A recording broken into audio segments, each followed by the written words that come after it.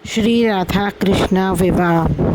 शंकर जी आनंद मग्न होकर कह रहे हैं और पार्वती जी आनंदित होकर सुन रही हैं, और जैसी जैसी लीला रस की वर्षा होती जाती है तैसे ही तैसे पार्वती जी का प्रेम बढ़ता जा रहा है।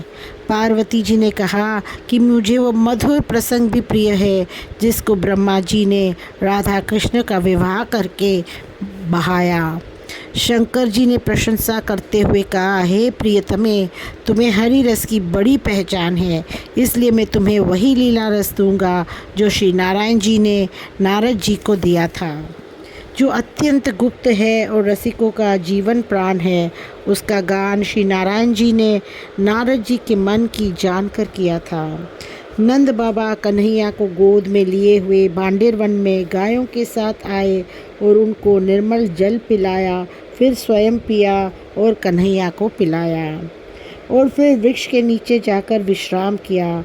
उसी समय आकाश में घने घने बादल घिर आए और बड़ा अंधेरा छा गया और हवा के साथ पानी बरसने लगा। आकाश में घुमड़ घुमड़ कर बादल गरजने लगे और बिजली की कड़क सुनकर वृक्ष कांपने लगे।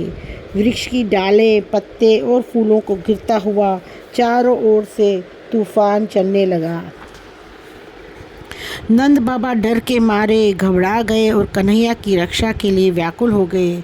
कन्हैया भी उनके गले से लिपटकर भय के कारण रोने लगा।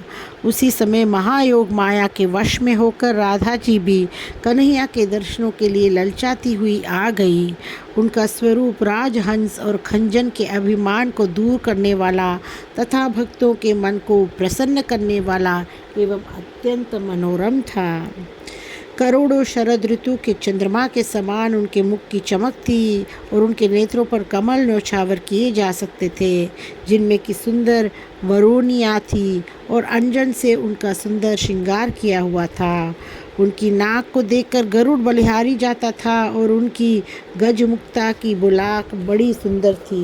वेणी की सुंदरता चमेली की मालाओं से बढ़ गई थी और उनकी मांग मोतियों से भरी अच्छी लगती थी।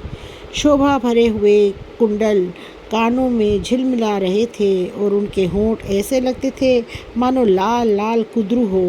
उनकी मधुर मुस्कान और मन को हरने वाली चितवन थी और उनके मस्तक पर सिंदूर की बिंदी शोभा दे रही थी।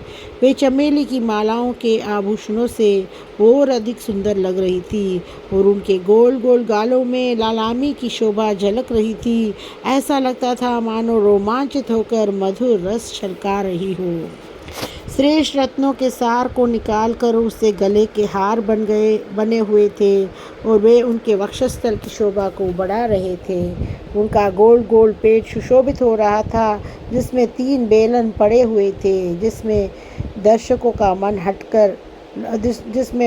का मन लौटकर लुभा जाता था।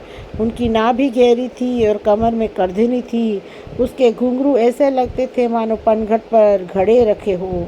कामदेव के बाणों का सार निकालकर मानो उनकी टेढ़ी भौवें बनाई गई हो, ऐसी उसकी शोभा छिटक रही थी।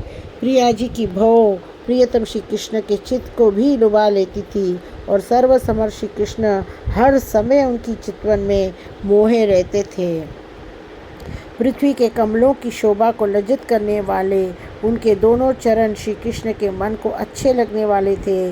उन चरणों में रत्नों के सार से बने हुए आभूषण शोभा दे रहे थे और लाल लाल मिहावर भी शोभा दे रही थी।